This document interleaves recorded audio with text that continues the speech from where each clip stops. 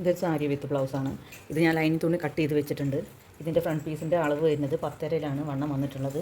Front പീസിൻ്റെ രണ്ട് ഭാഗത്തും ഒരേ അളവ് തന്നെയാണ്, 10.5 വന്നിട്ടുള്ളത്. 10.5 കൂടെ 2 ഇഞ്ചും കൂടി കൂട്ടിയിട്ട് 12.5 ഞാൻ ടോട്ടൽ വണ്ണം എടുത്തിട്ടുള്ളത് തയ്ക്കാനുള്ളത് കണക്കാക്കിയിട്ട്.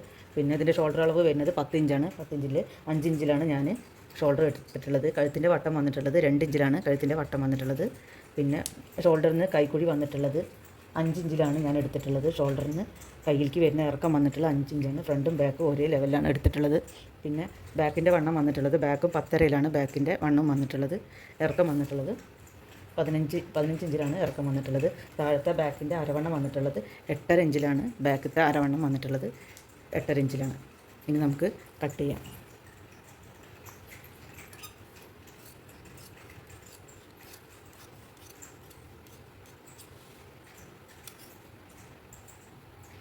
തുണി 4 മടക്കിയതിന് ശേഷം നമുക്ക് കൈയിൻ്റെ അളവെടുക്കാം.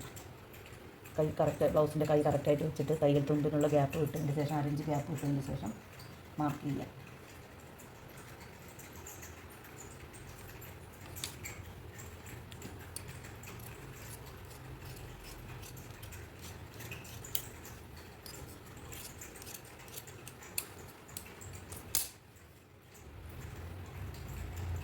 ഇത് ബാക്ക് പീസ്, ഇത് ഫ്രണ്ട് പീസ്, ഇത് കൈ.